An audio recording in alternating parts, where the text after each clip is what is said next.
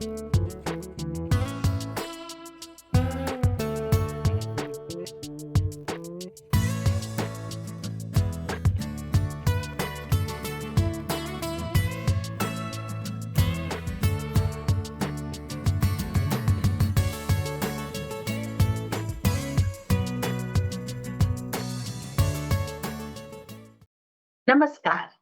Usha Chhabra institute for creative engagement में एक बार फिर आपका स्वागत है। हम समय समय पर आपके लिए एक कार्यक्रम लेकर प्रस्तुत होते हैं जिसका नाम है गुफ्तगू। इसमें हम आपकी मुलाकात एक ऐसी शख्सियत से करवाते हैं जो कि अपने क्षेत्र में बेहतरीन कार्य कर रहे हैं। तो इस बार हम आपको मिलवाते हैं रामेंद्र कुमार जी से। रामेंद्र कुमार जी, आपका बहुत बहुत स्वागत। नमस्कार। बहुत बहुत धन्यवाद। It's such a privilege to be on this amazing platform. ये मेरा दूसरी बार है और सबसे बड़ी बात है कि ये 50th एपिसोड है, तो हाफ सेंचुरी आपको मुबारक और मुझे भी मुबारक। Thank you so much, thank you. तो मैं दर्शकों से आपका परिचय करवाती हूँ। What would you call a person who is a writer by passion, a storyteller by obsession, a communicator by profession, a dancer by inspiration, a perfect husband by aspiration, and a cancer warrior by determination? Most people would probably call him insane. He simply calls himself Ramendra Kumar. Ramin is the author of 55 books with his writings translated into 33 Indian and foreign languages, a recipient of 41 All India Awards for Children's Literature. His books published by the National Book Trust, NBT India, have together sold more than 1.5 million copies. He has participated in several prestigious national and international literary festivals, including the Jaipur Literature Festival, served on the jury of the Times of India Women Author Awards, and mentored aspiring writers through the Scholastic Writers Academy.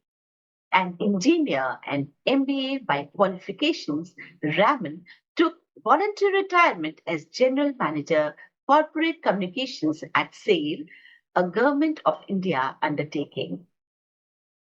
So, स्वागत है। Thank you for the lovely introduction. Thank you Ravindra ji, आपको अपने platform पर देखकर अच्छा लग रहा है। So my first question is that you started your writing journey with satire and fiction. So how did you come into children's literature? This is amazing. Like वो तो बड़ों का लग रहा है मुझे फील्ड में, ये बच्चों का, तो how did you do that switch? तो इसके पीछे भी एक रोचक घटना है। तो when my daughter was around 4 years old, our son Aniket was born. So my wife Madhavi's hands were full she was working in the same steel plant in the same position as I. So office responsibilities, फिर घर का की देखभाल, फिर baby की देखभाल। तो उसने मुझे बहुत इंस्पायर किया, मोटिवेट किया। उसने कहा कि what a useless fellow you are. You can't cook, you can't even boil an egg, you can't run a washing machine, you can't sing lullabies, you can't wash bums. You think you're a great writer, not say that you are. You think you're a great writer. So why don't you tell stories to Ankita and keep her engaged while I take care of our baby Aniket? तो ये मेरे लिए एक challenge था। और उषा जी आप समझ सकती हैं, कम से कम बच्चों को तो कम से कम उतना तो करो, और कुछ नहीं कर सकते। तो अब आप सोच सकती हैं कि आपकी वाइफ अगर कोई इस तरह का चैलेंज थ्रो करती है, खासकर अगर वो खूबसूरत, इंटेलिजेंट और ब्रिलियंट है जैसी मेरी वाइफ है, आप तो मिल चुकी हैं उनसे, तो भाई you have to accept that challenge. तो then I decided to tell her stories. लेकिन Usha ji, I am an egoist. मैंने कहा पंचतंत्र क्यों, और कथा सरिता सागर क्यों, रामायण महाभारत क्यों, मैं अपनी खुद की कहानियां सुनाऊंगा। तो मैंने I started thinking up small small tales. अब उस कहानियों में जब मैं सुनाता था, There used to be a bit of singing. I'm a terrible, horrible singer, and some dancing. You will agree that I'm a great dancer, and a lot of fun and musty and everything else. So the stories which she loved went to the word processor, from there to the editor, and the books came out. So that's how my Yeah. foray into children's literature started. कुछ समय के बाद अनिकेत भी बड़ा हुआ, तो मेरा audience का साइज डबल हुआ. खाली एक ही उसमें एक चैलेंज था, तो कि अंकिता को किस तरह की कहानियां पसंद थी, परियों की, राजकुमारों की. Once upon a time, long, long ago, there lived a beautiful princess. She fell in love with a tall, dark, handsome prince. इतने में एक राक्षस आ गया, उसने प्रिंसेस को बंदी बना दिया और एक कासिल में कैद कर दिया. लेकिन प्रिंस ने अपने सूझबूझ से, अपने शौर्य से उसको रेस्क्यू किया, and they lived happily ever after. और मेरे लड़के को ऑपोजिट तरीके की कहानियां. उसको मैंने कहा था कि तुम्हारा गुरु ब्रूस ली है, और एक पोस्टर चिपका दिया था. तो रोज सवेरे वो पोस्टर के सामने खड़े रह के प्रणाम ब्रूस ली करता था, और उसको पूरी डिशुम डिशुम की कहानियां पसंद थी. आयरन मैन, स्पाइडर मैन और वायलेंस वगैरह. तो पहले कुछ सेंटेंसेस में ही डिशुम डिशुम शुरू हो जाता, और जब तक आखिरी लाइन होती तब तक हीरो विलेन का पूरे जबड़े निकाल के उसको अपने ही मुंडी में घुसा देता. तो मुझे ये बैलेंस करना, once upon a time, long, long ago, and डिशुम डिशुम, fighting fighting, blood, gore, violence, बहुत मुश्किल था, लेकिन मैं कर सका, इसलिए इतनी कहानियां. Very good.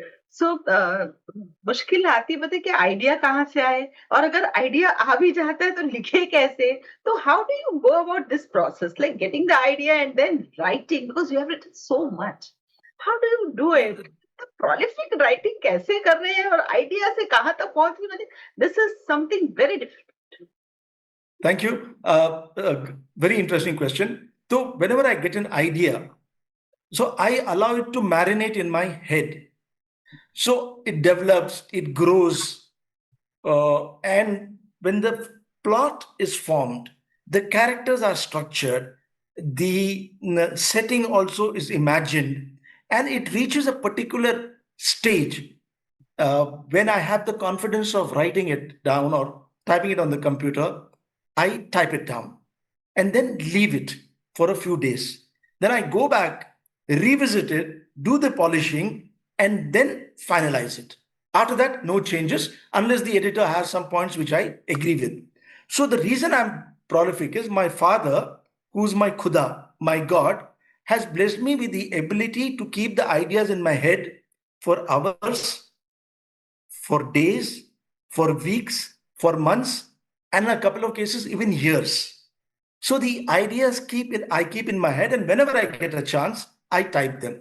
The second thing is I'm able to write in chaos.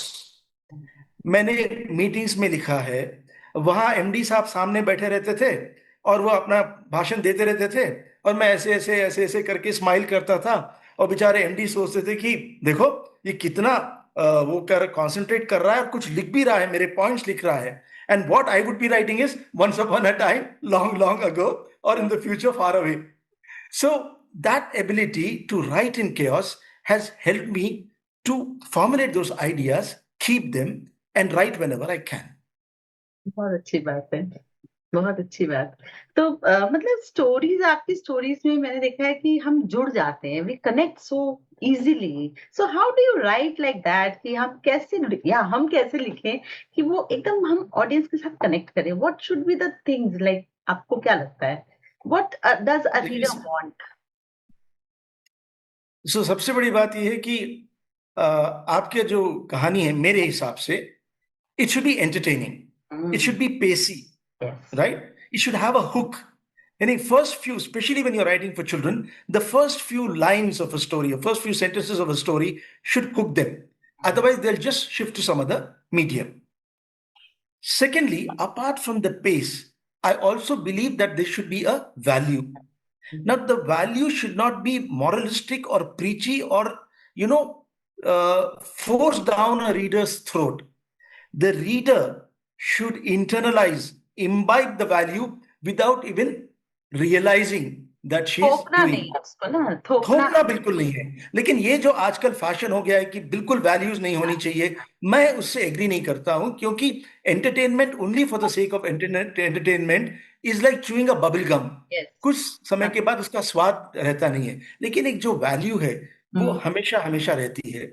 और ये जो वेस्टर्न सेंसिबिलिटीज से इंस्पायर होके कई पब्लिशर्स और एडिटर्स करते हैं, नहीं नहीं भाई हमको प्रीचिंग मॉरल स्टोरीज नहीं चाहिए. मैं भी कहता हूं कि मॉरल प्रीची स्टोरीज आप मत कीजिए, लेकिन एक हल्का सा वैल्यू अगर ना हो तो फिर कहानी में क्या थोड़ा मजा. खोखलापन आप सा लगता है उसमें। बिल्कुल खोखलापन और बनावटी सा लगता है, भी आप एंटरटेन ही कर रहे हैं. तो आप देखिए हमारे जो लेगेसी है, जो हेरिटेज है, सबसे जो कहानियां यादगार हैं वो किसकी कहानियां हैं? प्रेमचंद की. यस, और उसमें क्या वैल्यू नहीं थी? अब सही आप बात। हैरी पॉटर को भी देखिए, उसमें क्या वैल्यू नहीं है? बहुत फ्रेंडशिप सारे। है, करेज है, कंपैशन है, एम्पैथी है. तो आप घबरा क्यों रहे हैं? तो मैं चाहता हूं कि उसी तरह की कहानियां लिखूं जिसमें एंटरटेनमेंट भी है और वैल्यू भी है. और सबसे बड़ी बात है कि आपका जो कैरेक्टर्स हैं उससे आपके रीडर्स रेजोनेट कर सकें. किसी तरह के भी कैरेक्टर हो, लेकिन मैंने जैसे एक किताब लिखी है जिसमें my character is my doggy, yes. right? And it is from his point of view in the first person. Yet readers have appreciated because it resonated with them. That is very important. Then your language and your dialogues should suit the character and should suit the sensibilities of the audience.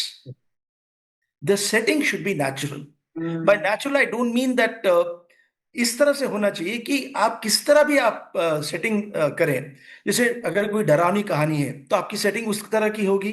But the कभी कभी मैं यहां तक बोलता हूँ उषा जी की setting also becomes a character. So you should understand that and create your setting like this. So देखिए सब together, कुछ पूरा पूरेपन में होता है हर चीज ना, हर कैरेक्टर चीज के जब जा रहा पूरेपन है, में होता सेटिंग है. नहीं हो रहा है तो मजा बिल्कुल नहीं आता. तो इन बिल्कुल. टैंडेम जाना चाहिए सब कुछ एक सुंदर तरीके से. और ये सब जब चीजें जुड़ जाती हैं तब एक सशक्त और रोचक कहानी बनती है. कहानी तो बन गई, लेकिन क्या होता है कई बार मैं भी लिखती हूँ, मेरे कितने कंप्यूटर में ना कई कहानियां हैं, लेकिन क्या है कि समझ नहीं आता तो उसको मैं छोड़ देती हूँ. सो अब फिर से राइटर ब्लॉक आ जाता है कि भाई ये कहानी आगे बढ़ ही नहीं रही, समझ नहीं आता कि हम फिर उसको और आगे कैसे लेकर जाएं या छोड़ दें, दूसरी पकड़ लें. How do you do it, because you have written so many, so how do you manage that? Writers block आपको भी आता है? आपको नहीं आता होगा मुझे लगता है. देखिए मेरी खूबसूरत धर्मपत्नी मुझे ब्लॉकेट कहती है, लेकिन मुझे राइटर्स ब्लॉक कभी हुआ नहीं. For the simple reason that I write across genres. So whenever I am bored with a genre, I switch and write something else and then come back to what I had left semi-finished. For instance, I have written picture books, right? ये आपने कहीं देखी होंगी, आपके हाँ, collection में भी मेरे होंगी. पास है. आपकी बहुत फिर किताबें हैं. ये चैप्टर बुक्स हैं. मैंने किताबें कुछ लिखी हैं जैसे पॉक्सो एक्ट पर, हाँ, जुवेनाइल जस्टिस एक्ट पर. हाँ. ये ग्राफिक नॉवेल्स हैं, देखिए ये है. फिर मैंने बहुत सीरियस सब्जेक्ट पे अपनी कैंसर जर्नी पर भी मैंने एक किताब लिखी, research based on my experience. फिर मैंने बायोग्राफीज लिखी हैं. एपीजे अब्दुल कलाम सर की बायोग्राफी लिखी है. मैंने फोकटेल्स लिखी हैं. रिलेशनशिप्स पे लिखा है. वाह. ओह. जगन्नाथ कॉन्शियसनेस पे लिखा है. हम्म. और जब मुझे एक बार लवेरिया हुआ था तब मैंने गजलें लिखी अपनी खूबसूरत बेगम के लिए. मैंने सुनी हुई है. So it is so important for you to switch genres so that you're always fresh. Yes. And that I think is the best cure for writer's block as far as I'm concerned. सही बात है, लेकिन एक बात और भी है, हमें ये कैसे पता लगे किस पब्लिशर के पास क्या जाना चाहिए? क्योंकि आप देखिए मैं आपको माहिर बताता हूं कि publisher and publishing is definitely everybody's objective, हैं. लेकिन आप लिखते जाइए. हाँ, जो मजा लिखने में है, हाँ. आप तो जानती हैं, आप खुद इतनी क्रिएटिव हैं, वो और किसी चीज में है. It's your passion, it's your life, it's your meditation, it's your mindfulness. Forget about the end result. मंजिल मिलेगी, लेकिन रास्ता आप एंजॉय कीजिए, सफर आप एंजॉय कीजिए. और इसी सफर के आगे मैं आपकी किताब ये पढ़ रही थी, इट टेक्स अ ट्राइब. इतनी खूबसूरत किताब, इतना अच्छा लगा और ये अमेज़न बेस्ट सेलर के लिए भी आ रही है। तो मतलब कैसे आपको आइडिया आया? इतना रिसर्च वर्क है इसमें, तो इसके बारे में थोड़ी बातें बताइए मुझे। तो देखिए, अगर आप आज के बच्चों से पूछें कि आपके हीरोज कौन हैं, तो first thing they will say is cricketers और film stars and now increasingly influencers और other celebrities. They have no idea about so many individuals from sections of our society which are underprivileged, the kind of work they have done. That's why I wanted to create a set of true stories which would inspire children, which would tell children that our beautiful country has been shaped by the real life struggles of these brilliant individuals. These 25 people I've selected, they have fought the toughest of odds. Yes. Some of them, जैसे आपने पढ़ा है, some of them are reformers, then स्वतंत्रता सेनानी हैं, revolutionaries हैं, environmentalists हैं, athletes हैं, boxers हैं, एक mountaineer है, एक artist है. हर तरह के कैटेगरी से मैंने कुछ लोगों को लिया है और बहुत रिसर्च करनी पड़ी मुझे. प्राइमरी रिसर्च, सेकेंडरी रिसर्च करके मैंने ये 25 कैरेक्टर्स, ट्रू स्टोरीज को इसमें लिया है. और मुझे इतना सेटिस्फैक्शन हो रहा है कि लोगों को ये पसंद आ रही है. और लोग, सबसे ज्यादा लोग मुझे यही कह रहे हैं कि अरे इनके बारे में तो हमको पता ही नहीं था. बिल्कुल। एंड ऐसे लोग हमारी कंट्री में थे, कुछ हैं. इनके स्ट्रगल्स के बारे में, इनके अचीवमेंट्स के बारे में we had no idea at all. So I am opening up a new vista and I believe that this is only a conversational starter. आप इनके बारे में पढ़िए, इनसे जुड़िए. और ऐसे कई लोग हैं, कई कई लोग हैं जिन्होंने हमारे ब्यूटीफुल कंट्री को एक शेप दी. सही और बात। आज हम जो हैं, इनकी सैक्रिफाइस, इनके स्ट्रगल की वजह से है. So that was the reason. बहुत ही अच्छी किताब है क्योंकि जब मुझे ये किताब मिली तो मैंने पढ़ना शुरू किया तो मैं बहुत जल्दी इनको पढ़ गई, बहुत जल्दी। तो ये इस किताब की खासियत है, मुझे लगता है इतने सिंपल लैंग्वेज में और कहानी की तरह है, सो पढ़ना है मतलब एक मजेदार पढ़ना है ये, ऐसा भारीपन नहीं लगता और एक के बाद एक मैं पढ़ती चली गई। ये नहीं कि भई अब एक हो गई बायोग्राफी अब छोड़ो, ऐसा नहीं था। सो दिस इज़ मुझे लगता है इसका स्पेशल चीज़ है। तो रामिंदर जी बहुत थैंक यू. अच्छा लगा आपके बारे में जानना, इतनी किताबों के बारे में जानना, आपकी राइटिंग जर्नी के बारे में और मुझे पता है आने वाले सालों में और कई ऐसे आश्चर्यजनक चीज़ें आप निकालते रहेंगे, लिखते रहेंगे। तो हमारे इस कार्यक्रम में आने का बहुत-बहुत शुक्रिया। बहुत अच्छा लगा आपके साथ बातें करना। इट्स एन इंस्पायरिंग जर्नी और आपसे बात करना हमेशा ही इंस्पिरेशन रहता है।